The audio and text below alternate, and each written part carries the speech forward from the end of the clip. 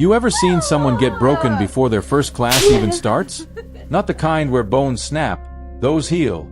I'm talking about the kind where a person's spirit gets crushed so deep, they forget what it feels like to stand tall. That's what they wanted to do to her. Break her before she even had a chance. But they didn't know one thing. She wasn't just the new girl. She was the storm they never saw coming. And something will happen next in this story that you would have never imagined. From which country are you enjoying this story? Let us know in the comments. Hit subscribe now, because this fight is only the beginning, and you won't believe where it leads. The bell rang, sharp and final, signaling the start of another day at Westridge High. Students flooded the hallways, their voices a chaotic blend of laughter, shouts, and the occasional slam of locker doors. Among them, unnoticed at first, walked a girl who didn't belong. Her name was Amara Carter. She moved differently than the others. Not hesitant, but deliberate. Every step was measured, every glance purposeful. Her dark eyes scanned the hallway not with nervousness, but with quiet assessment, as if she were memorizing exits, calculating threats. Most kids wouldn't notice. But then again, most kids hadn't lived the way she had. The whispers started almost immediately. Asterisk, who's that? Asterisk. Asterisk, new girl I guess. Asterisk. Asterisk, looks like she thinks she's tough. Asterisk. Amara ignored them. She had learned long ago that words only mattered if you let them. Her first class was English. The teacher, a frazzled-looking man with glasses perched on the edge of his nose, barely glanced up as he gestured for her to take the only empty seat left, right in the middle of the room. Amara sat, her posture straight, her hands resting lightly on the desk. Around her, the usual first-day stares lingered a little too long. Then came the first test. A crumpled ball of paper hit the back of her head. Amara didn't react. Another one followed, bouncing off her shoulder. Still, nothing. A snicker rippled through the room. The third time, the paper hit her cheek. Slowly, Amara turned her head. At the back of the class, a boy with a smirk too wide for his face leaned back in his chair, arms crossed. His name was Jason Cole. Football player. Popular. The kind of guy who had never been told no in his life. Amara held his gaze for a long moment. Then, without a word, she turned back around. Jason's smirk faltered. Lunch was worse. The cafeteria was a battlefield of cliques and hierarchies, and Amara had no place in any of them. She picked an empty table near the back and sat down, unpacking the lunch she had made for herself that morning. The food was simple, practical. Nothing wasted. She had just taken her first bite when the chair across from her screeched back. Mackenzie Hale dropped into it, flanked by two of her friends. "So," Mackenzie said, her voice dripping with false sweetness. Asterisk, "You're the new girl." Asterisk. Amara didn't answer. Asterisk, "What's your name?" Asterisk. Silence.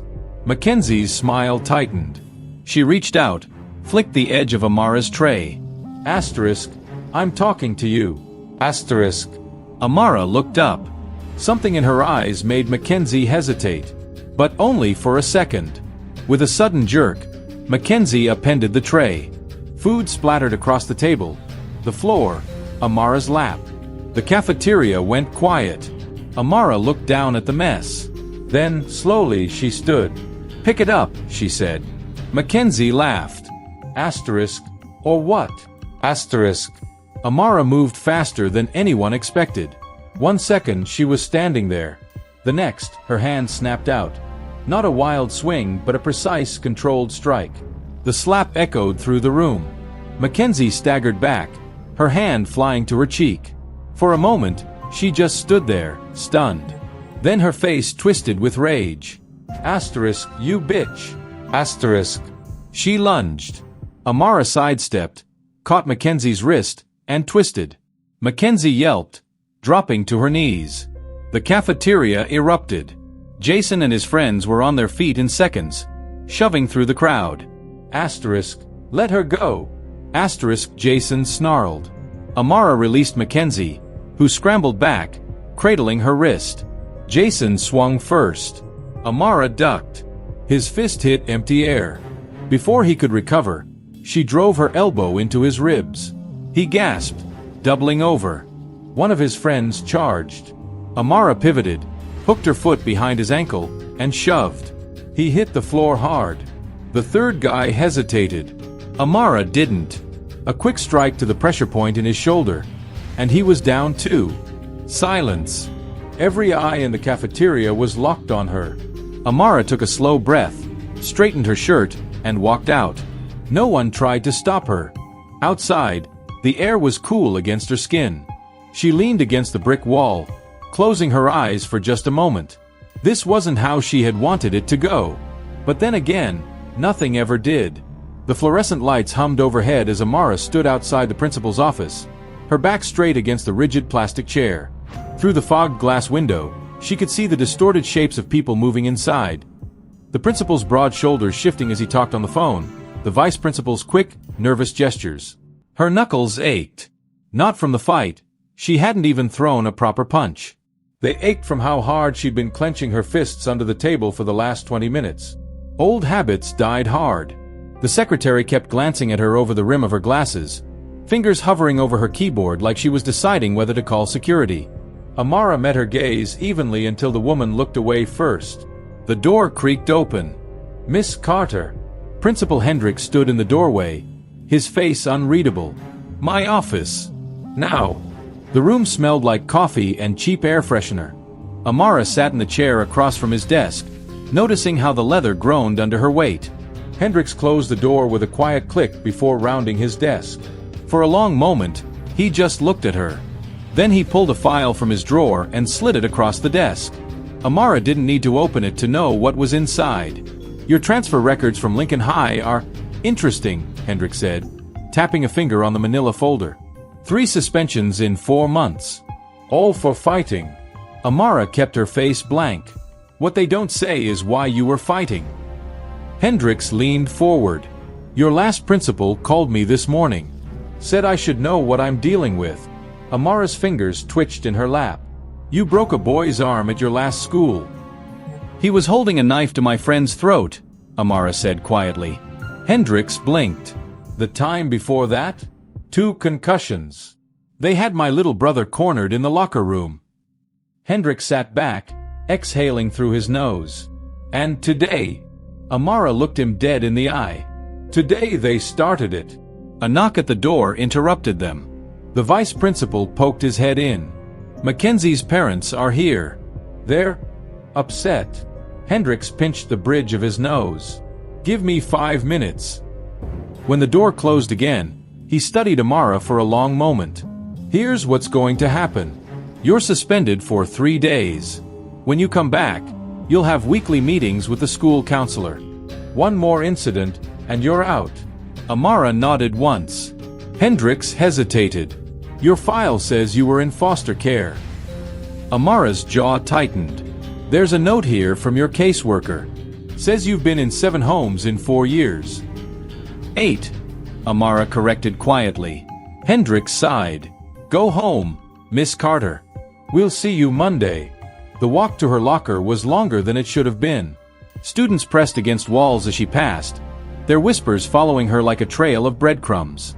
Asterisk. "Did you see how she moved?" Asterisk. Asterisk. "I heard she killed someone at her last school." Asterisk. Asterisk. "My brother said she's in a gang." Asterisk. Amara tuned them out. She'd heard worse. Her locker was vandalized. The word "freak" scrawled across it in black marker. Amara wiped at it with her sleeve, but the ink just smeared. "Need some help with that?" Amara turned. A girl with curly red hair and paint-stained jeans stood a few feet away, holding out a bottle of cleaning spray. "I'm Riley," the girl said when Amara didn't respond. "I saw what happened at lunch." Amara took the spray. "Thanks." Riley leaned against the next locker. Mackenzie's had that coming since freshman year. Amara scrubbed at the graffiti, the chemical smell burning her nose. "You're staying with Ms. Wilkins, right? On Elm." Riley continued, undeterred by Amara's silence. "I live 2 streets over. We could walk home together." Amara paused. "Why?" Riley shrugged. "New kid solidarity?" For the first time that day, Amara almost smiled. The walk home was quiet at first. Riley chattered about teachers to avoid and the best places to sit at lunch, while Amara listened, her hands buried deep in her pockets. "You know they're going to keep testing you, right?" Riley said as they turned onto Elm Street. Amara nodded. Riley stopped walking. "Are you going to keep fighting back?" Amara looked down the street at the small blue house waiting for her, her latest home. The porch light was already on, though it wasn't even dusk yet. Ms. Wilkins always left it on for her. "I don't start fights," Amara said finally. Riley grinned. "But you finish them."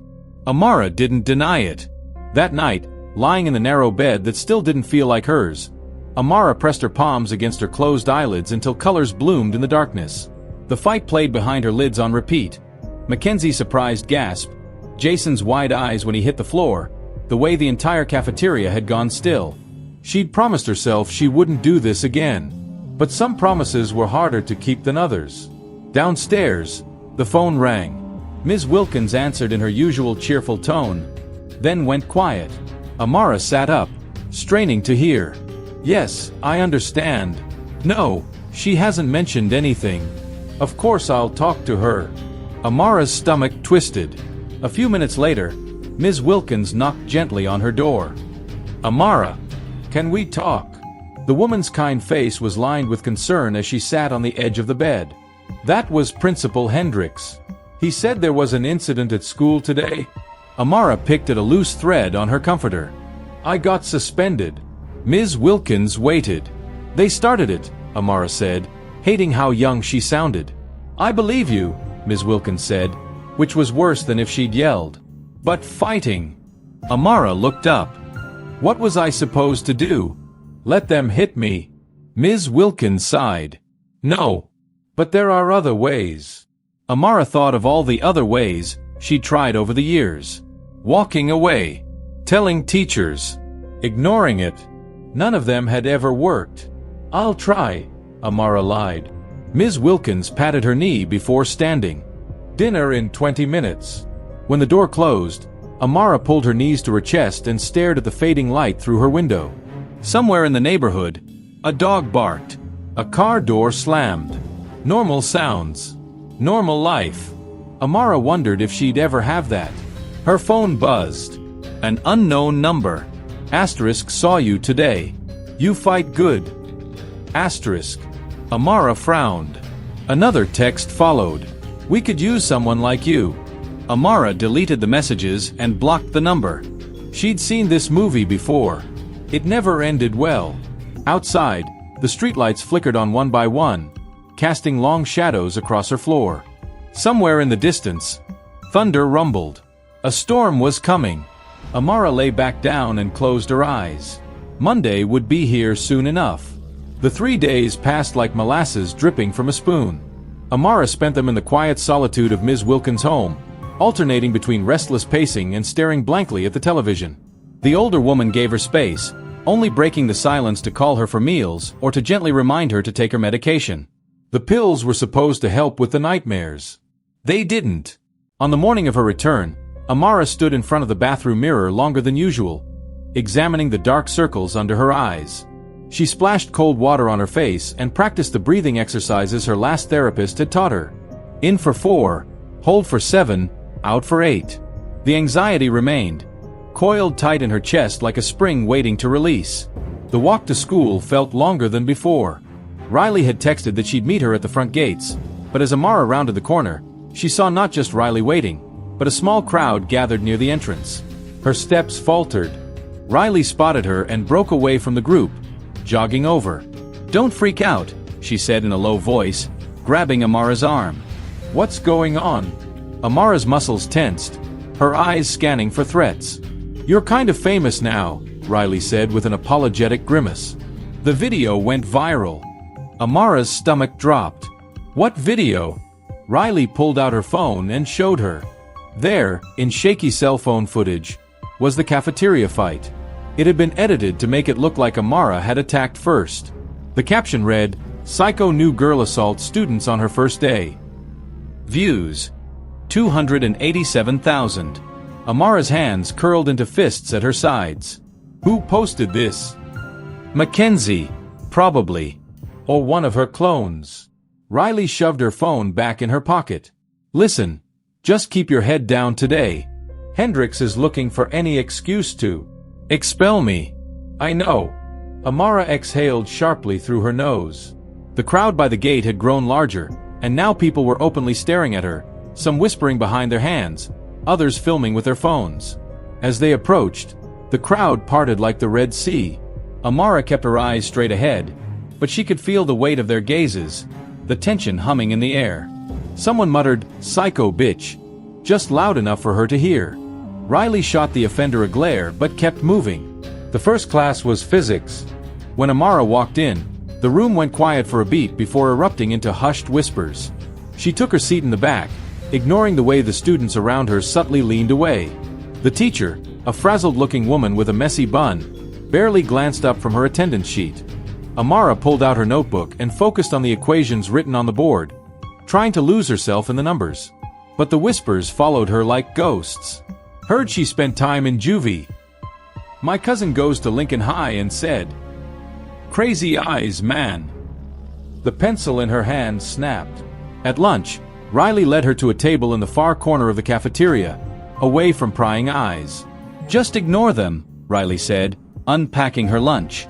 "They'll get bored eventually." Amara picked at her sandwich, her appetite gone.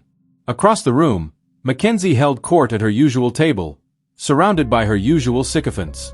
She caught Amara looking and smirked, holding up her phone pointedly. Then the whispers around them grew louder. Amara looked up to see Jason and his football buddies approaching their table. Riley tensed beside her. Jason stopped in front of them, his massive frame blocking the light. "Carter," he said, his voice carefully neutral. Amara met his gaze evenly. "Cole." The cafeteria had gone eerily quiet. Jason shifted his weight, then surprised them all by sliding into the seat across from Amara. His friends hovered uncertainly behind him.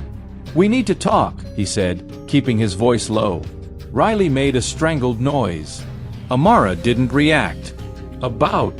Jason glanced around at the watching eyes, then leaned in. "Not here." Amara studied him for a long moment. The bruise on his ribs from their last encounter was probably still fresh, but there was no anger in his eyes now.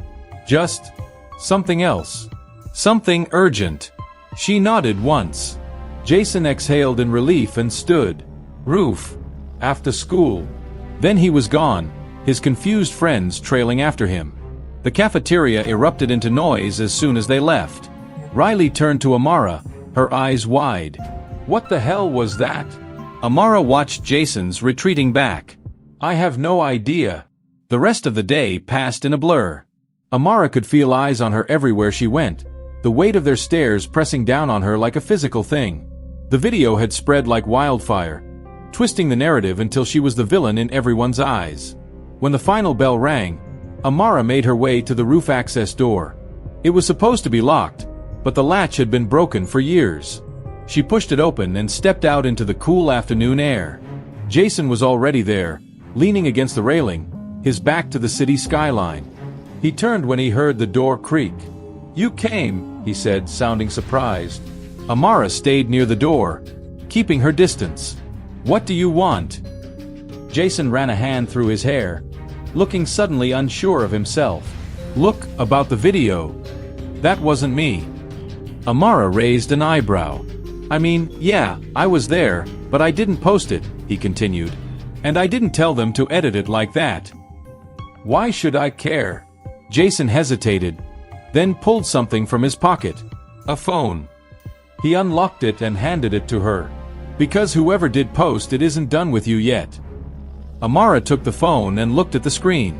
It was a group chat, filled with messages from numbers she didn't recognize. Asterisk, she needs to pay for what she did. Asterisk. Asterisk, nobody humiliates us like that and gets away with it. Asterisk. Asterisk, Friday. After school. We end this. Asterisk. Amara's blood ran cold. She recognized the language, the tone. She'd seen it before, in darker places than Westridge High. She handed the phone back. "Why are you showing me this?" Jason looked away, his jaw tight. Because it's gone too far. And I know what it's like to be on the other side of their shit. Amara studied him. The football star, the golden boy. But there was something in his eyes now. Something haunted. You could walk away, she said. Jason shook his head. Not from this. The wind picked up, rustling their clothes. Somewhere below them, a car honked. Amara made her decision. Friday then. Jason nodded, relief flashing across his face. I'll have your back. Amara turned to leave, then paused. Why? Jason's smile was bitter. Let's just say I owe you one. The door clicked shut behind her, leaving Jason alone on the roof with the setting sun. Amara walked home in the fading light, her mind racing. The game had changed. The rules had shifted. And come Friday she would be ready. The next 2 days passed in eerie quiet. Amara moved through the school like a ghost, aware of the whispers that followed her but no longer caring. The video had spread beyond Westridge. Students from neighboring schools stared when she passed them in the halls, their eyes wide with a mix of fear and fascination. She caught snippets of conversations as she walked by lockers and bathroom stalls. Asterisk, I heard she got expelled from her last school for putting a kid in the hospital. Asterisk. Asterisk, my brother said she used to fight in underground rings. Asterisk. Asterisk, they say if you mess with her, you disappear. Asterisk. The rumors grew wilder with each retelling, twisting her into something monstrous. Amara let them. Fear was a better deterrent than any warning she could give. Riley stuck by her side like glue, shooting death glares at anyone who looked at them for too long. This is insane, she muttered as they walked to third period. It's like they've never seen a fight before. Amara adjusted the strap of her backpack. They haven't. Not like that. Not clean. Not efficient. Not the way she fought, where every movement had purpose, where pain was a tool rather than a byproduct. Jason kept his distance during school hours, but she caught him watching her sometimes, his expression unreadable. They hadn't spoken since the roof. Thursday afternoon, as Amara packed up her things after English, a folded note slid onto her desk. She didn't need to look up to know who had put it there. She'd recognize Jason's cologne anywhere, something woodsy and expensive. The note contained 3 words. Asterisk Park. 8 p.m. Come alone. Asterisk. Amara crumpled it in her fist. Ms. Wilkins was in the kitchen when Amara got home, humming along to some old jazz record as she chopped vegetables. She smiled when Amara walked in. How was school? Fine. Any more incidents? Amara shook her head and grabbed an apple from the fruit bowl. No. Ms. Wilkins studied her for a moment before nodding. Good. Dinner will be ready at 7. Amara retreated to her room and flopped onto the bed, staring at the ceiling. The note burned a hole in her pocket. She shouldn't go. She would go. The park was empty when Amara arrived, the streetlights casting long shadows across the playground equipment. Fall had begun to creep into the air, turning each breath visible as she walked down the winding path. Jason sat on a bench near the basketball courts, his hood pulled up against the chill. He stood when he saw her. You came. Amara stopped a few feet away, keeping her hands loose at her sides. Talk. Jason exhaled, his breath fogging in the air between them. It's worse than I thought. He pulled out his phone and showed her a series of texts in the same group chat as before. The messages had escalated. There were photos now, grainy surveillance shots of Ms. Wilkins' house, of Riley walking home alone, of Amara herself entering the school each morning. Asterisk, she thinks she's safe. Asterisk. Asterisk, she's not. Asterisk. Asterisk, Friday. No witnesses this time. Asterisk. Amara's fingers twitched. Who's sending these? Jason hesitated. You don't want to know. Try me. A beat of silence. Then, the Kings. Amara went very still. The Kings weren't just some high school clique. They were something darker, a gang that had started at Westridge decades ago and grown into something far more dangerous. Cops turned a blind eye to their activities, either out of fear or bribery. Rumor had it they had ties to bigger organizations downtown, and they had a long memory for slights. Amara looked at the photos again, at the careful way they documented her routine. This wasn't about revenge for the fight anymore. This was a message. A challenge. She handed the phone back. "Why are you really helping me?" Jason's jaw worked. For a moment, she thought he wouldn't answer. Then, "My little brother was a king." Amara waited. "He tried to leave last year." Jason's voice was rough. "They found him in the river 2 days later." The pieces clicked into place. The haunted look in Jason's eyes. The way he'd hesitated before stepping into the fight that first day. Amara studied him in the dim light. The football star with the perfect life, carrying a grief no one knew about. "You think they'll come for me the same way?" she said quietly. Jason met her gaze. "I know they will." A car passed by on the nearby street, its headlights cutting through the dark for a brief moment before disappearing. Amara made her decision. "Friday," she said. "Where?" Jason exhaled sharply. "The old warehouse on 5th. They use it for initiations." Amara nodded once. "Then that's where I'll be." Jason grabbed her arm as she turned to leave. "You don't understand. They won't fight fair. They'll have weapons. Numbers. You can't." Amara removed his hand gently but firmly. "I know." And she did. Better than he could imagine. Jason stared at her, something like desperation in his eyes. "At least let me help." Amara considered him for a long moment. Then, "Bring Riley somewhere safe Friday afternoon. Keep her there until it's over." Jason opened his mouth to argue, but Amara was already walking away, her silhouette swallowed by the shadows between the streetlights. Friday dawned gray and heavy with the promise of rain. Amara dressed carefully. Dark jeans, a fitted black hoodie, boots with just enough grip to pivot on concrete. She strapped the knife to her ankle out of habit, though she hoped she wouldn't need it. Ms. Wilkins was already in the kitchen when Amara came downstairs. The older woman took one look at her and frowned. "You're not going to school today." It wasn't a question. Amara didn't bother lying. "No." Ms. Wilkins set down her coffee cup with a quiet clink. "Is it bad?" "Yes." A long silence. Then Ms. Wilkins reached into the junk drawer and pulled out a set of keys. "Take the car." Amara blinked. "I don't have a license." Ms. Wilkins pressed the keys into her hand. "I won't ask where you're going. But you come back in one piece, understand?" Amara curled her fingers around the keys, something tight forming in her chest. "I will." The school day passed in a blur. Amara kept to herself, aware of the eyes tracking her every move. The energy in the building was different today. Charged, like the air before a lightning strike. Even the teachers seemed on edge. Riley found her at lunch, her usual chatter subdued. "Jason says we're supposed to go to his place after school. Some group project thing." Amara nodded, pushing her uneaten food around the tray. "Sounds fun." Riley hesitated. "You're not coming, are you?" Amara met her friend's gaze. "Not this time." Riley's eyes searched hers for a long moment before she reached across the table and squeezed Amara's hand. "Okay. Just that. No arguments. No pleas. Just trust." Amara didn't deserve her. The final bell rang at 3:15. Amara waited until the halls cleared before making her way to the parking lot.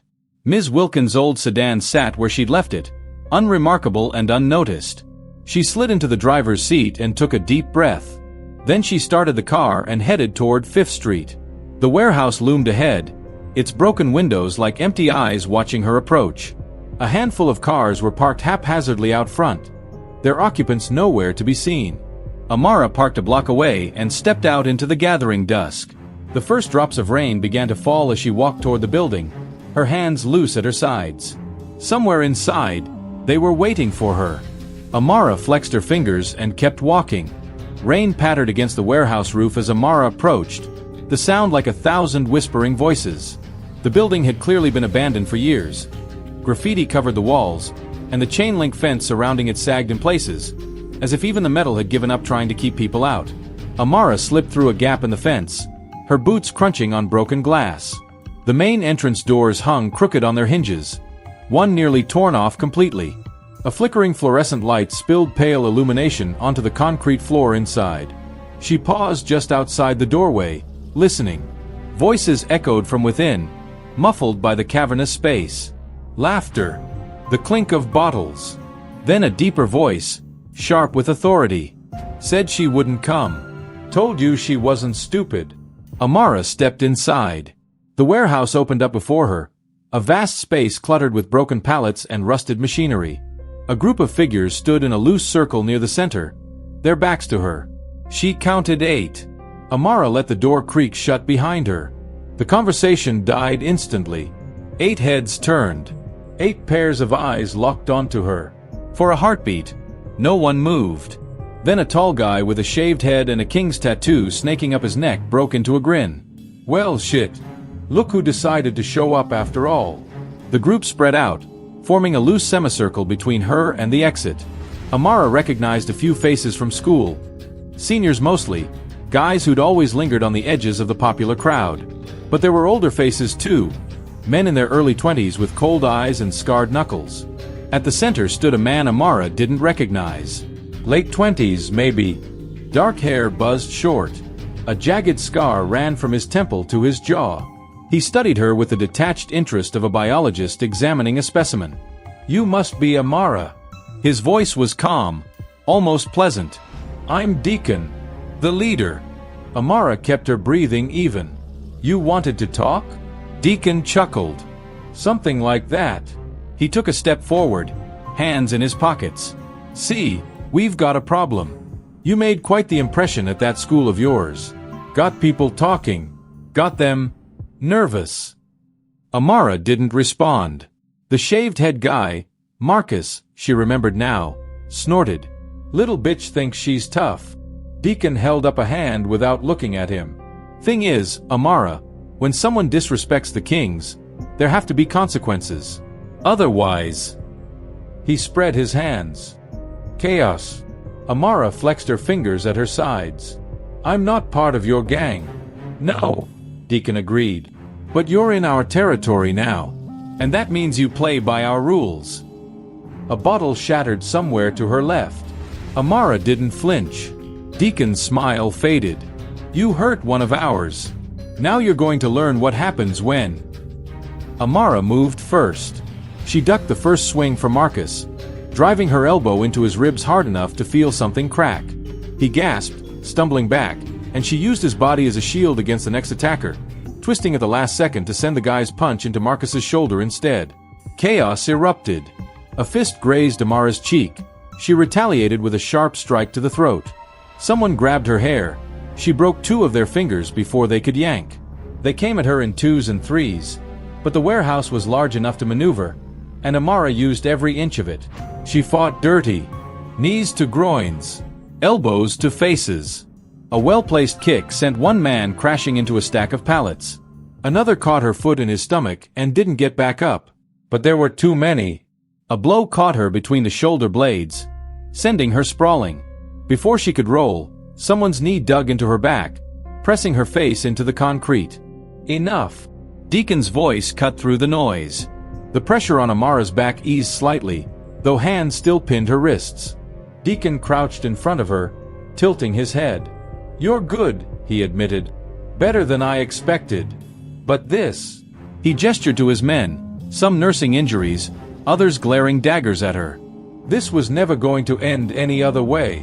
Amara spat blood onto the concrete. Then finish it. Deacon studied her for a long moment. Then, to her surprise, he stood and stepped back. Let her up. The hands released her.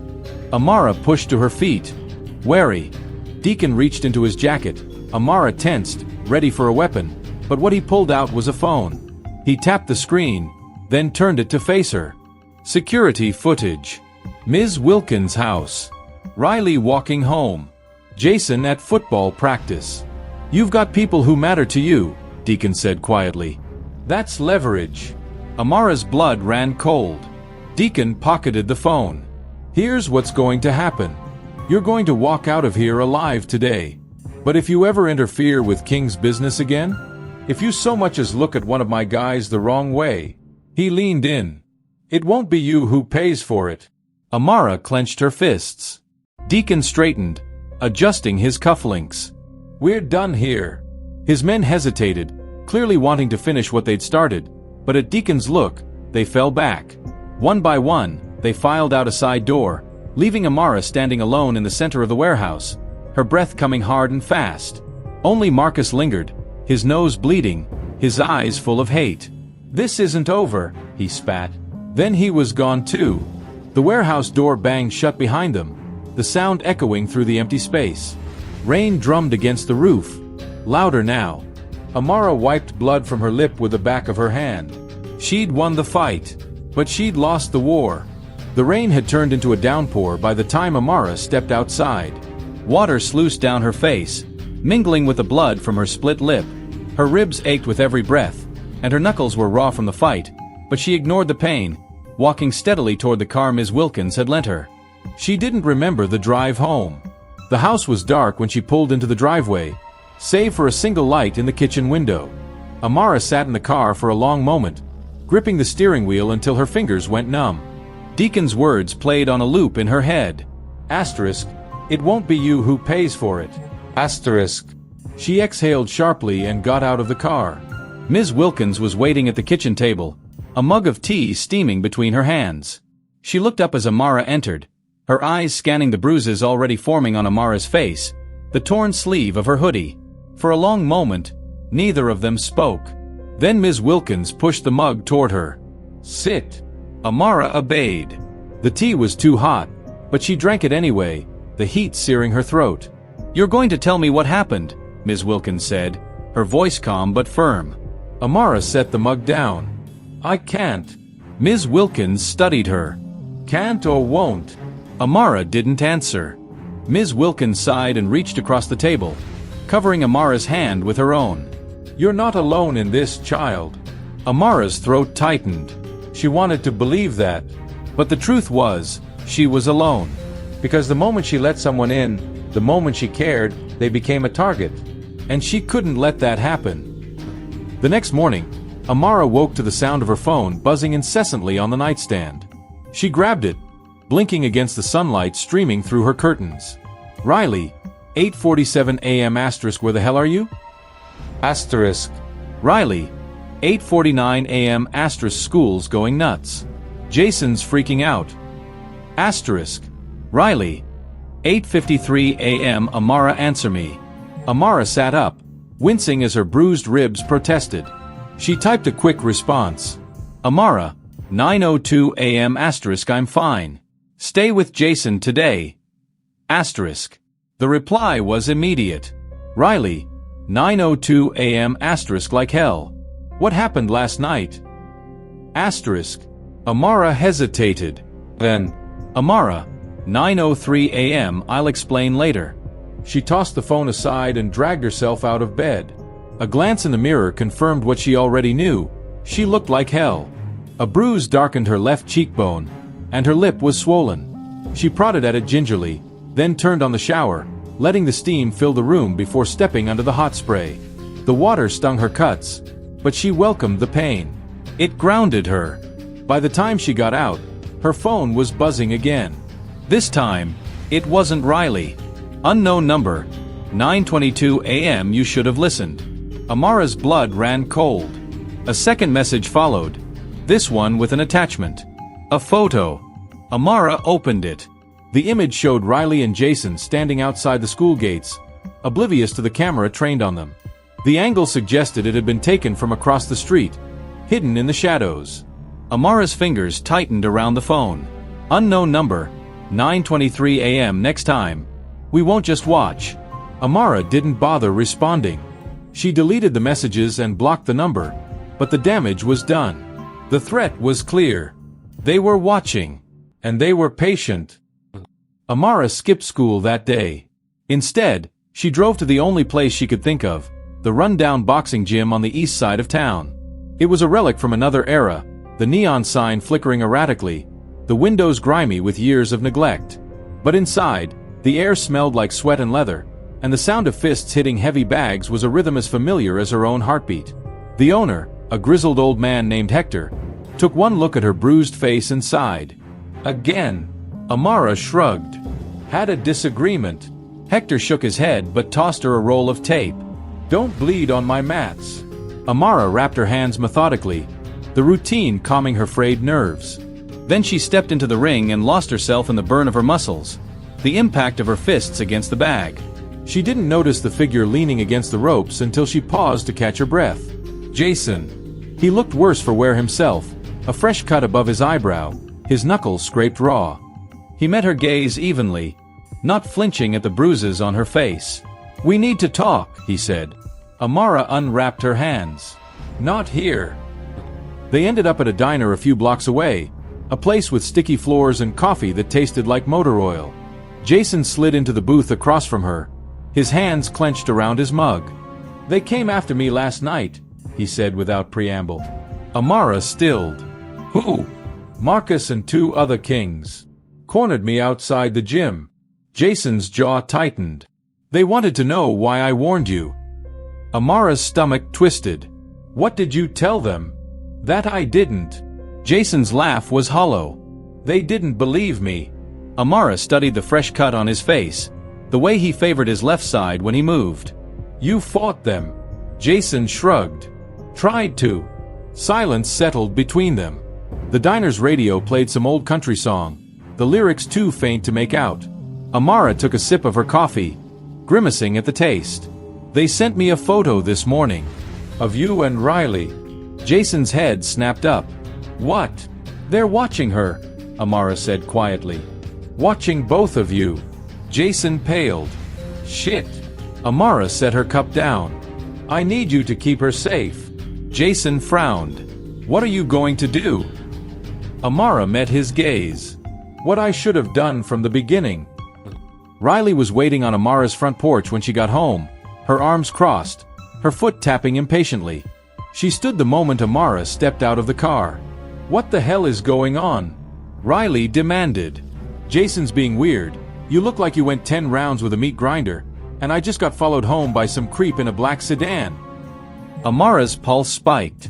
"Did they approach you?" "No, but..." Riley cut herself off, her eyes widening. "Wait. You knew about this?" Amara hesitated. Then she nodded. Riley's expression crumpled. "And you didn't tell me?" Amara opened her mouth, then closed it. What could she say? That she'd been trying to protect her? That every person who got close to her ended up in danger? Riley didn't wait for an answer. She shoved past Amara, her voice thick with hurt. "I thought we were friends." Amara watched her go, her chest tight. Maybe it was better this way. That night, Amara packed a bag. She didn't take much, just the essentials, some cash she'd saved, and the knife she kept strapped to her ankle. Ms. Wilkins was asleep down the hall, unaware that by morning, Amara would be gone. It was the only way. If she left, the Kings would have no reason to go after Riley or Jason. Ms. Wilkins would be safe. Amara zipped the bag shut and sat on the edge of her bed, staring at the photo taped to her mirror. A faded picture of her and her brother, taken years ago, before the system, before the fights, before everything went wrong. She took it down and tucked it into her pocket. Then she slipped out the window and into the night. The bus station at 3 a.m. was a liminal space. Fluorescent lights buzzing over cracked linoleum, the air thick with the smell of stale coffee and industrial cleaner. A handful of people slumped on plastic chairs, their belongings clutched close, their eyes hollow with exhaustion. Amara fit right in. She kept her head down as she approached the ticket counter, her hood pulled low over her face. The clerk, an older woman with tired eyes, didn't look up from her crossword puzzle. "Where to?" Amara hesitated. She hadn't thought that far ahead. Somewhere far. Somewhere the Kings wouldn't follow. "Next bus out," she said finally, sliding cash across the counter. The clerk glanced at the money, then at Amara's bruised face. For a moment, Amara thought she might ask questions. But then the woman just sighed and printed a ticket. Bus 42. Platform C leaves in 20. Amara took the ticket and retreated to the darkest corner of the waiting area. She pulled out her phone, burner, bought at a gas station 2 blocks back, and hesitated before typing a message. "Amara, 3:17 a.m. don't look for me." She sent it to Riley first, then Jason. Then, after a long pause, to Ms. Wilkins. The responses came fast. Riley, 3:19 a.m. Amara what the fuck? Jason, 3:20 a.m. Where are you? Ms. Wilkins. 3:22 a.m. Come home. Child. Amara turned the phone off. The bus was half empty, the seat smelling of mildew and cigarette smoke. Amara took a spot near the back, next to a window streaked with grime. As the engine rumbled to life, she watched the station shrink in the distance, then disappear altogether. She didn't know where Bus 42 was headed. Didn't care, as long as it was away. Dawn found her in a town whose name she didn't catch, the sky bleeding pink over strip malls and fast food joints. Amara got off at a random stop, her muscles stiff from hours of sitting. The air here was different, drier, harsher. It tasted like dust and gasoline. She found a diner across the street, the kind of place that advertised breakfast all day. The waitress, a woman in her 50s with bleached blonde hair, barely glanced at Amara's bruises as she slid a menu across the counter. Coffee. Amara nodded. Please. The coffee was terrible, but it was hot. Amara cupped her hands around the mug, letting the heat seep into her skin. On the stool next to her, a local newspaper lay abandoned, the headline screaming about a meth bust on the outskirts of town. Amara flipped it over and froze. Below the fold was a smaller article. Dateline her hometown. Local teen missing. Her own face stared back at her from the grainy photo. School ID picture, probably. The caption read, Amara Carter, 17, last seen Thursday night. Authorities suspect runaway. No mention of the Kings. No mention of the warehouse. Amara exhaled slowly. Good. That meant Riley and Jason were safe. If the Kings had retaliated, it would have made the news. The waitress reappeared, refilling her cup. You okay, hon? You look like you've seen a ghost. Amara forced a smile. Just tired. The waitress nodded sympathetically. Long night. You have no idea. The motel was a dump, peeling paint, flickering neon sign, the distant sound of arguing through paper-thin walls. Amara paid cash for a week, ignoring the clerk's raised eyebrow. The room smelled like bleach and stale cigarettes, the carpet sticky underfoot.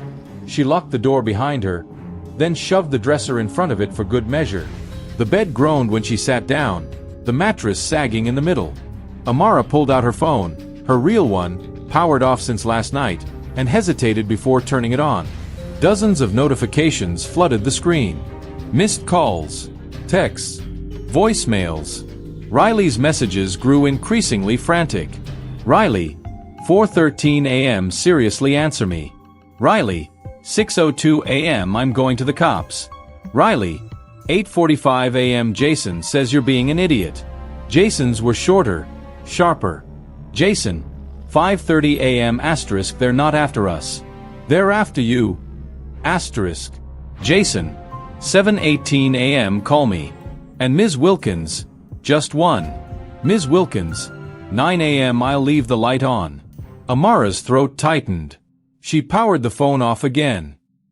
She slept fitfully, jerking awake at every noise.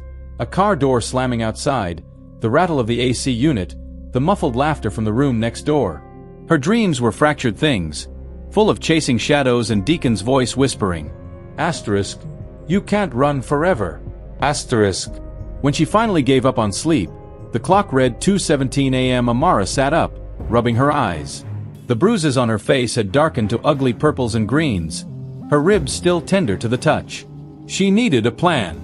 Running wasn't a solution, it was a delay.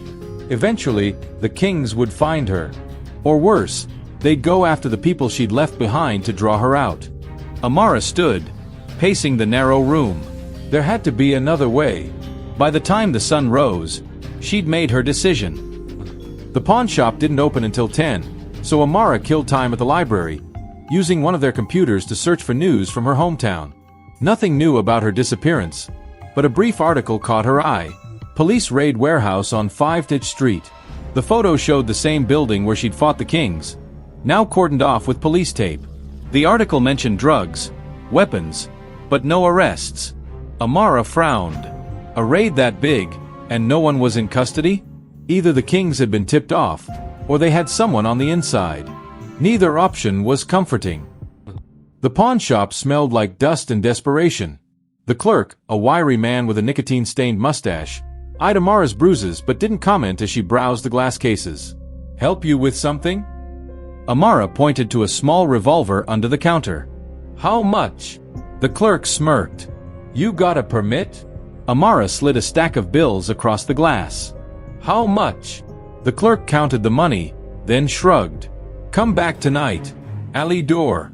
9 sharp." Amara nodded and left. She spent the afternoon scouting the town, memorizing exits, blind spots, places to hide. It was an old habit. Knowing the terrain was half the battle. By dusk, she'd found a payphone outside a laundromat. She fed coins into the slot and dialed a number she knew by heart. It rang twice before a familiar voice answered. "Hello." Amara closed her eyes. "Ms. Wilkins." A sharp inhale. "Amara. Where are you?" "Safe." Amara gripped the receiver. "Are you okay?" "I'm fine. Riley's been here every day. Jason too." Ms. Wilkins' voice softened. "They're worried sick." Amara swallowed hard. "Tell them to stop looking. I will do no such thing." Ms. Wilkins' tone brooked no argument. "Amara Carter, you listen to me. Whatever mess you're in, we can fix it. Together." Amara leaned her forehead against the cool metal of the payphone. She wanted to believe that. Wanted it so badly it hurt. But some messes couldn't be fixed. "I have to go," she whispered. "Amara." She hung up. The alley behind the pawn shop was pitch black, the only light coming from a flickering bulb above the back door. Amara counted her cash one last time, most of her savings, but it would be worth it. At exactly 9, the door creaked open. The clerk stepped out, a paper bag in hand. "Here you go, kid. Clean. Untraceable." Amara reached for it. A hand clamped over her mouth from behind. The clerk's eyes widened. "Shit, man, I didn't." "Quiet." The voice in Amara's ear was familiar. "Marcus." Amara elbowed back hard, felt the satisfying crunch of ribs, but another set of hands grabbed her arms, wrenching them behind her back. Deacon stepped into the dim light, his scarred face impassive. "Hello, Amara." The inside of the van smelled like sweat and gasoline. Amara sat wedged between Marcus and another King's member, her wrists zip-tied behind her back. The bag they'd thrown over her head did little to block out the stench of Marcus's cheap cologne, something cloying and synthetic that made her nose itch. No one spoke. The only sounds were the rumble of the engine and the occasional crackle of a police scanner up front. Amara focused on her breathing, on the feel of the zip ties cutting into her skin. She could work with this. She'd been in worse situations. The van took a sharp turn, throwing her against Marcus. He shoved her back with a grunt. "Watch it, bitch." Amara didn't react. Let him think she was scared. Let them all think that. Under the cover of the bag, her fingers worked methodically at the zip ties, twisting her wrists just so. The van screeched to a halt. Doors slammed. Hands grabbed her, hauling her out into the open air. The bag was ripped off, and Amara blinked against the sudden light. They were back at the warehouse. Course they were. Deacon stood waiting by the entrance, his hands in his pockets. He looked almost bored. "Bring her inside." The warehouse was different now, cleared of debris, the space open and echoing. A single chair sat in the center of the concrete floor, illuminated by a hanging work light. The shadows at the edges of the room shifted with movement. More kings. Amara counted at least 12 before they forced her into the chair. Deacon circled her slowly. "You've been busy." Amara stayed silent. He stopped in front of her, tilting his head. "Running. Hiding. Trying to buy a gun." A faint smile. "Not very smart, Amara." Amara met his gaze. "Neither is kidnapping me." Deacon chuckled. "Who said anything about kidnapping?" He pulled out his phone, tapped the screen, then turned it to face her. Security footage. Ms. Wilkins' house. The timestamp read today, 7:32 p.m. Amara's blood ran cold. Deacon pocketed the phone. "See, here's the thing. You run, we visit your friends. You fight, we visit your friends. You breathe wrong." He leaned in, his voice dropping to a whisper. "We visit your friends. Amara's fingers twitched against the zip ties. Almost there. Deacon straightened. So here's what's going to happen. You're going to work for us. Nothing major. Just a few deliveries here and there. You get caught, you keep your mouth shut. And in return, he spread his hands. Your people stay safe. Amara flexed her wrists. The zip tie snapped. Deacon didn't notice. Do we have a... Amara moved. She drove her elbow into Marcus's gut, snatched the knife from his belt, and had it at Deacon's throat before anyone could react. The warehouse erupted. Guns cocked. Voices shouted. Amara pressed the blade harder against Deacon's skin, feeling his pulse jump under the steel.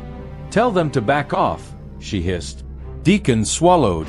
Stand down. His men hesitated. Amara didn't. She dragged Deacon backward toward a side door, the knife never wavering. We're leaving. Anyone follows, he dies. No one moved.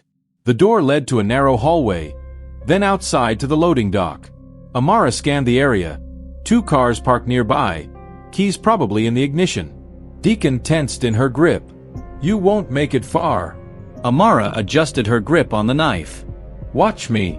She was halfway to the nearest car when the first shot rang out. The bullet whizzed past her head, close enough to feel the heat. Amara ducked, dragging Deacon with her as more shots peppered the ground at their feet. So much for standing down. Amara risked a glance back. At least 5 kings had spilled out of the warehouse, guns drawn. Marcus led the charge, his face twisted in rage. Deacon chose that moment to fight back.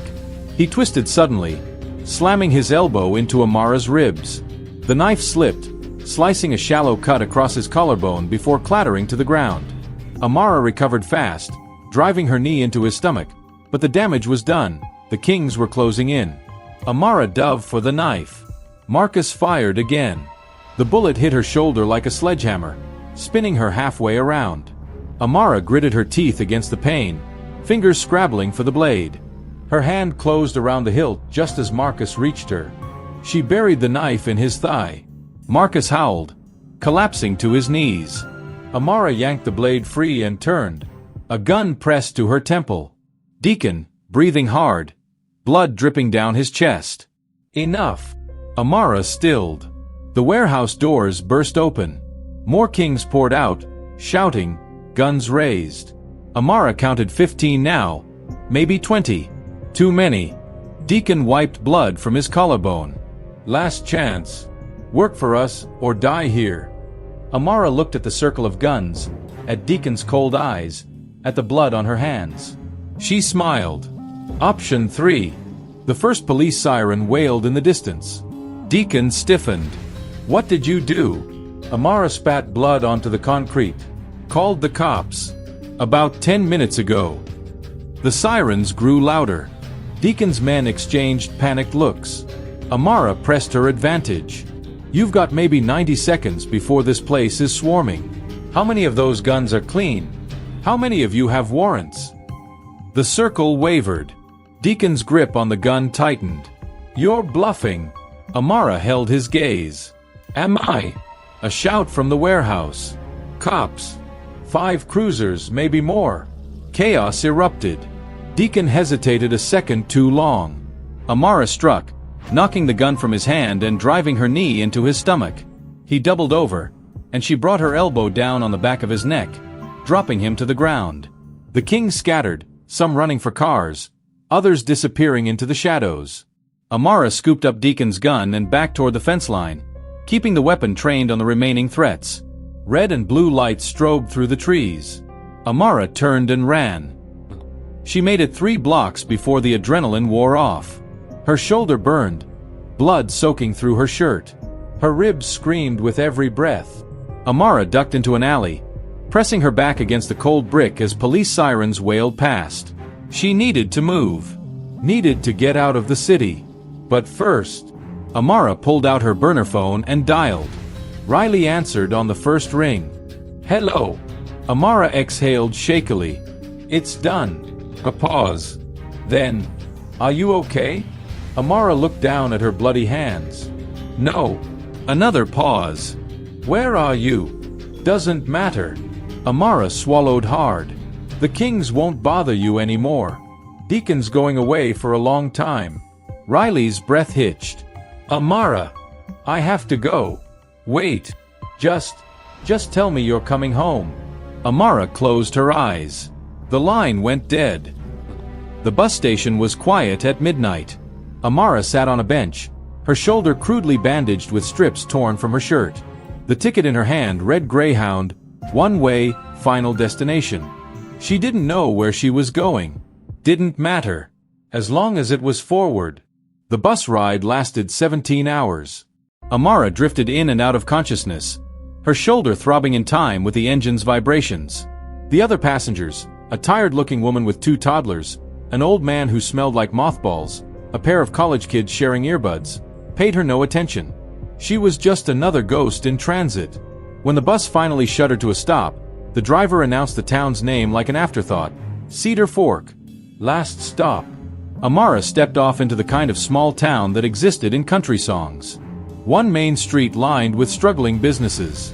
A diner with a flickering neon sign.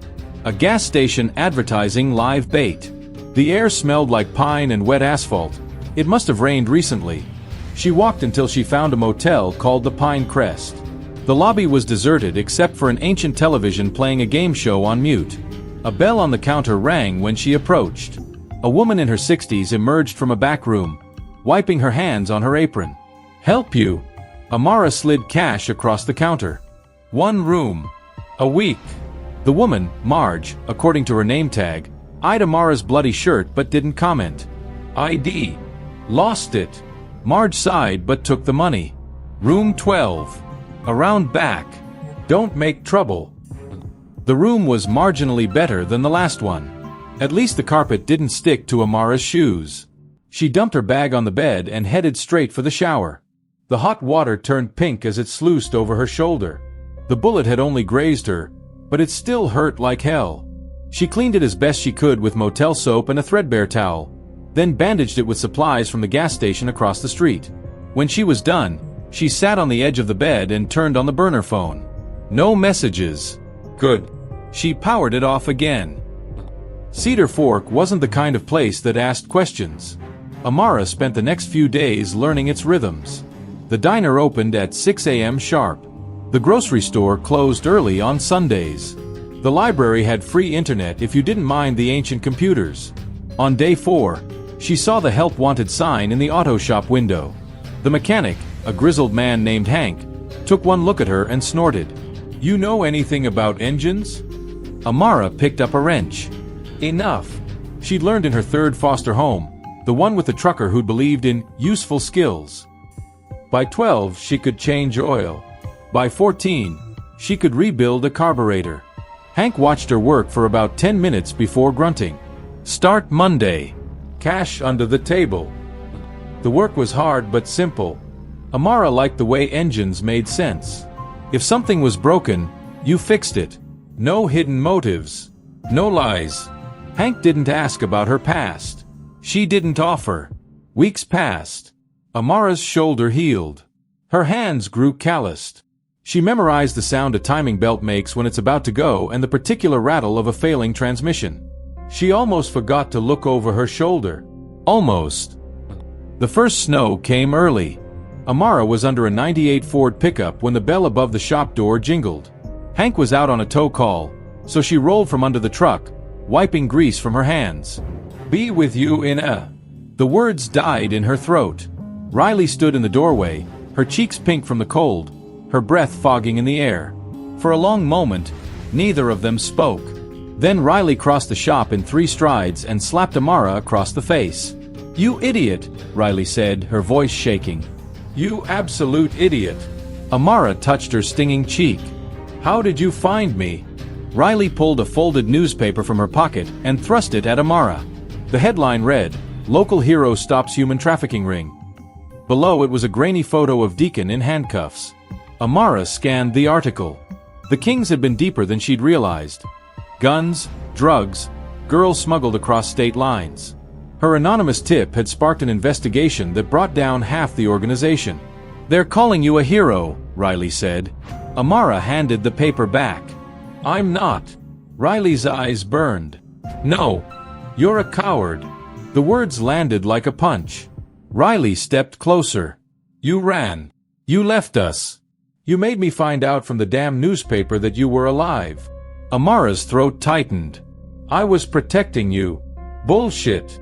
Riley's voice cracked. You were protecting yourself. From caring. From us. The truth of it hit Amara like a freight train. Riley wiped her eyes angrily. Ms. Wilkins cried for a week. Jason's been driving to every podunk town within 200 miles looking for you. And me. She laughed bitterly. I hacked your damn burner phone records. Amara stared at her. You what? Riley shrugged. Took a programming class. Against all odds, Amara laughed. And just like that, the dam broke. They talked for hours. Riley told her about the fallout after Amara left. The police interviews, the media attention, the way the school had quietly expelled Mackenzie and her friends after the truth came out. Amara told her about Cedar Fork. About Hank. About the way the mountains looked at sunrise. When the words ran out, Riley reached into her bag and pulled out a phone. Amara's real one. You should call them, Riley said softly. Amara turned the phone over in her hands. What if I don't know how to go back? Riley squeezed her hand. Then we'll figure it out. Together. Outside, the snow kept falling, blanketing the town in quiet. Amara took a deep breath and turned the phone on. The bus ride back was quieter than the one that had carried her away. Amara sat by the window, watching the snow-covered landscape blur past. Riley slept beside her, her head lolling against the seat, her fingers still curled around Amara's sleeve as if afraid she might vanish again. The phone in Amara's pocket weighed more than it should have. She had called Ms. Wilkins from the motel, and the woman's tearful voice still echoed in her mind. Asterisk, you come home, child. Right now. Asterisk, home. The word didn't fit right anymore. Like a jacket she'd outgrown. Riley stirred as the bus hit a pothole, blinking sleepily. Where are we? About an hour out. Riley sat up, rubbing her eyes. Did you sleep at all? Amara shook her head. Riley studied her for a long moment before digging in her bag. She pulled out a folded piece of paper and handed it to Amara. Jason asked me to give you this when we got close. Amara unfolded it. A single sentence, written in Jason's messy scrawl. Asterisk, if you run again, I'm dragging you back myself. Asterisk. Amara huffed a quiet laugh, folding the note back up. Riley grinned. He's been insufferable, by the way. Like, full-on action hero complex. Took Krav Maga classes and everything.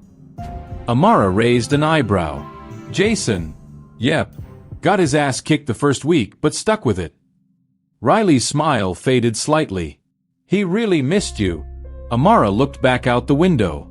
The snow had given way to rain, droplets racing each other down the glass. She had missed him too. The bus station hadn't changed. Same cracked linoleum. Same flickering fluorescent lights. Same smell of stale coffee and disinfectant. Amara stepped off the bus, her duffel bag slung over her good shoulder. Riley bounced down behind her, already pulling out her phone. Ms. Wilkins said she'd Amara followed her gaze. Jason stood near the exit, his arms crossed, his hair longer than she remembered. He looked older too, the angles of his face sharper, the shadows under his eyes deeper. For a long moment, they just stared at each other. Then Jason strode forward and yanked Amara into a crushing hug. Amara stiffened at first. Physical contact still didn't come naturally, but then relaxed, letting her forehead rest against his shoulder. He smelled like leather and the same woodsy cologne from before. You're an idiot, Jason muttered into her hair. Amara snorted. So I've been told. He pulled back, gripping her shoulders. You're okay. Amara nodded. Jason searched her face, then seemed to find whatever he was looking for. He turned to Riley. You good? Riley rolled her eyes. I literally just sat on a bus for 17 hours. I need a shower and approximately 12 hours of sleep. Jason grinned and slung an arm around her shoulders. Ms. Wilkins is making lasagna. Riley perked up. Okay, food first, then sleep. Amara hesitated. Is she mad? Jason and Riley exchanged a look. You'll see, Jason said. Ms. Wilkins' house looked exactly the same. Same blue siding. Same creaky porch steps. Same flower pots. Empty now, waiting for spring. The door flew open before they even reached it. Ms. Wilkins stood in the doorway, her hands on her hips, her eyes blazing. For a long moment, she just stared at Amara, her lips pressed into a thin line. Amara braced herself. Then Ms. Wilkins surged forward and pulled her into a hug so tight it hurt. You, Ms. Wilkins said fiercely, are grounded until you're 30. Amara let out a startled laugh, hugging her back. Yes, ma'am. Ms. Wilkins cupped her face, her eyes wet. Look at you. Too thin. And what happened to your shoulder? Amara blinked. How did you? Please. I've known you were hurt since you walked off that bus. Ms. Wilkins ushered them inside. Riley, showers down the hall. Jason, set the table. Amara, kitchen. Now. The familiar orders settled something in Amara's chest. Dinner was loud and chaotic and perfect. Riley talked a mile a minute between bites of lasagna, recounting her epic detective work to find Amara. Jason interjected with sarcastic commentary, which earned him a bread roll to the face. Ms. Wilkins pretended to scold them but couldn't hide her smile. Amara mostly listened, content to soak it in. After dessert, Ms. Wilkins' famous apple pie, Riley announced she was going to pass out and commandeered the couch. Jason helped with the dishes while Ms. Wilkins fussed over Amara's shoulder, redressing the wound with proper medical supplies. You're lucky it wasn't worse, Ms. Wilkins muttered, applying antibiotic ointment with gentle fingers. Amara winced. I've had worse. Ms. Wilkins gave her a look. That's not the comfort you think it is. Jason dried the last plate and leaned against the counter. So, what now? Amara flexed her shoulder, testing the bandage. I don't know. You going back to school? Amara hesitated. The thought of walking back into Westridge High made her skin crawl. Ms. Wilkins patted her knee. We'll figure it out. There are other options. Jason nodded. And if anyone gives you shit, they answer to me. Amara raised an eyebrow. You're scary now, huh? Jason smirked. You have no idea. Later, after Ms. Wilkins had gone to bed and Riley was snoring softly on the couch, Amara found herself on the back porch. The night air was crisp, the stars bright overhead. Jason joined her, handing her a mug of hot chocolate. You okay? Amara wrapped her hands around the warm mug. I don't know how to do this. Do what? Stay. Jason was quiet for a moment. You just do.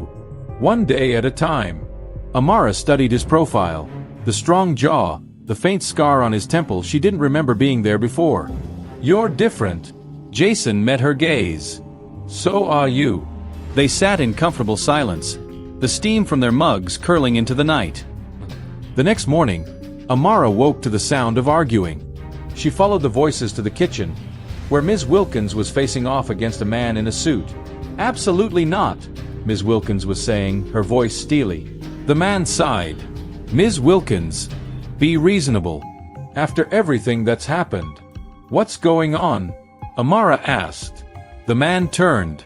He had the polished look of a bureaucrat, clean-shaven, expensive watch, practiced smile. Ah, Amara. I'm Mr. Cole, Jason's father. Amara stiffened. Jason's dad was on the school board. A powerful man with powerful friends. The kind of man who could make problems disappear, or create them. Mr. Cole continued, given the unusual circumstances, the school board feels it would be best if you completed your education elsewhere. Ms. Wilkins' knuckles whitened on her coffee cup. You mean after she helped take down a criminal organization that's been operating under your noses for years? Mr. Cole's smile didn't reach his eyes. We're simply concerned for her safety. And the other students, of course. Amara understood then. They didn't want the girl who'd brought down the kings walking their halls. The girl who fought like a trained soldier. The girl who made people nervous. Jason appeared in the doorway, his hair rumpled from sleep. When he saw his father, his expression darkened. What are you doing here? Mr. Cole straightened his tie. Having a conversation. Jason stepped between his father and Amara. "Get out," Mr. Cole sighed. "Jason." "Now." For a moment, father and son stared each other down. Then Mr. Cole nodded curtly and headed for the door. He paused on the threshold. "Think about what's best for everyone, Amara." Then he was gone. The silence that followed was heavy. Jason turned to Amara. "Ignore him. He's full of shit." Ms. Wilkins rubbed her temples. "Unfortunately, he's not entirely wrong." Amara frowned. "What?" "Not about you leaving," Ms. Wilkins clarified. "But your safety is a real concern. The Kings may be fractured, but they're not gone." Jason's jaw tightened. "So what? She's just supposed to hide."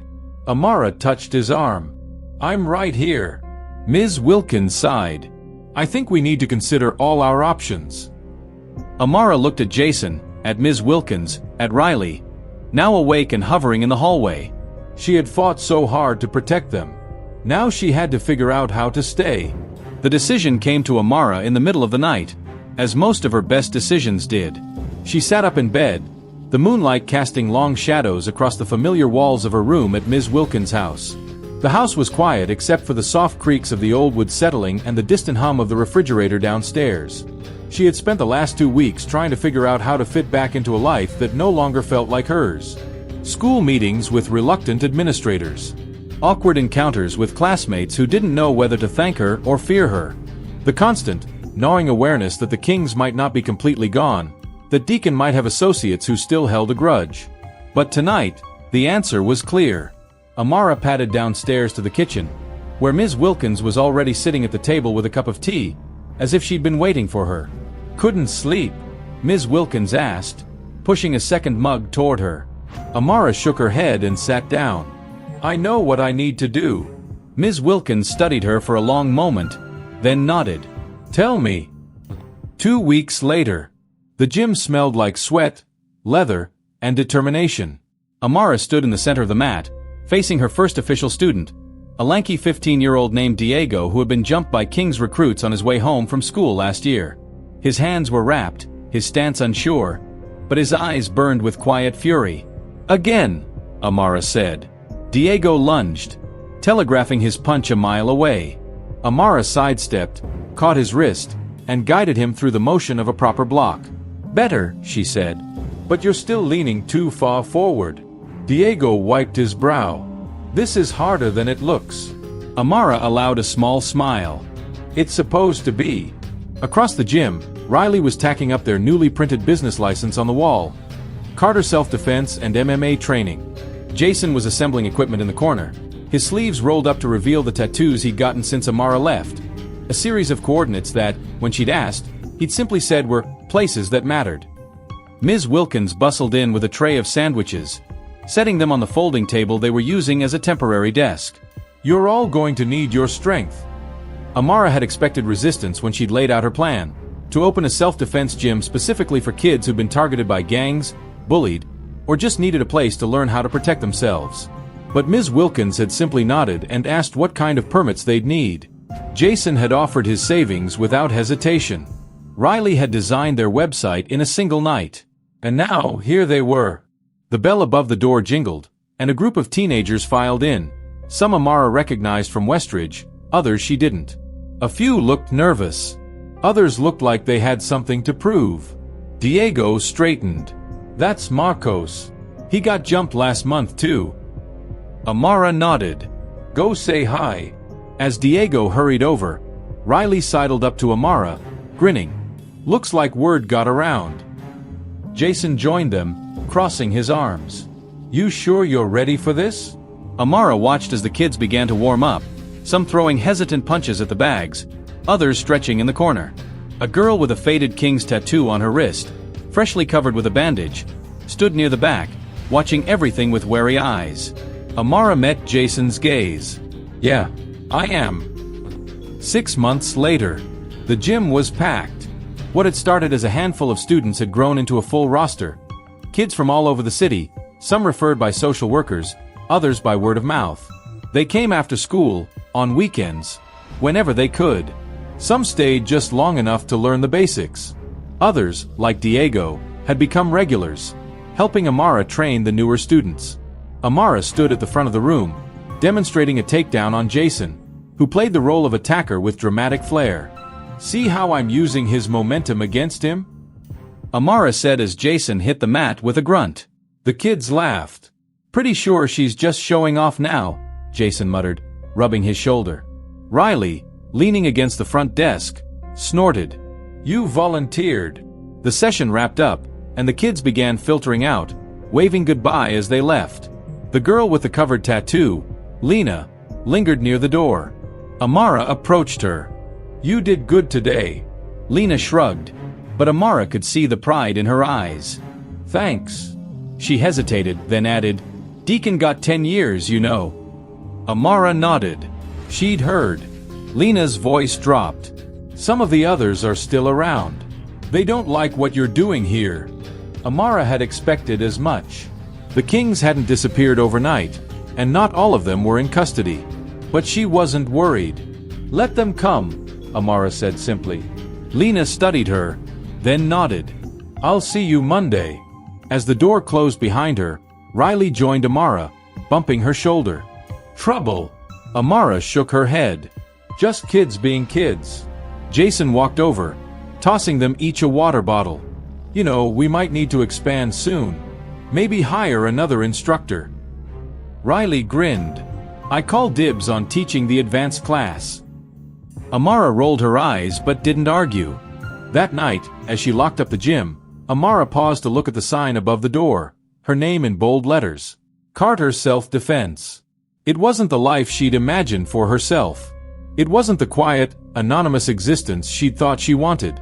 But it was hers. Ms. Wilkins' porch light was on when Amara got home. Just like always. Jason's car was parked out front. He and Riley were probably already inside, arguing over what movie to watch. Amara took a deep breath and stepped inside. "Took you long enough," Jason called from the couch. Riley threw a piece of popcorn at him. "Shut up, she's right on time." Ms. Wilkins smiled from the kitchen. "Dinner's ready." Amara kicked off her shoes and joined them, the sounds of their laughter wrapping around her like armor. She was home. Epilogue. 1 year later. The letter arrived on a Tuesday. Amara almost didn't see it, buried under gym invoices and promotional flyers, but the official seal caught her eye. She opened it carefully. Inside was an invitation. The state's foster care division wanted her to consult on their new self-defense program for at-risk youth. They'd heard about her gym, about the kids she'd helped. Amara set the letter down, her throat tight. Jason, spotting her expression, picked it up and read it. Then he grinned. "Looks like you're stuck with us, Carter." Riley snatched the letter next, whooping. "We're going legit." Ms. Wilkins simply hugged her, her voice thick with pride. "I always knew you'd change things." Amara let herself lean into the embrace, the weight of the past year, of all the years before it, finally settling into something like peace. She had spent so long running, fighting, surviving. Now she was building, and that, more than anything, felt like victory.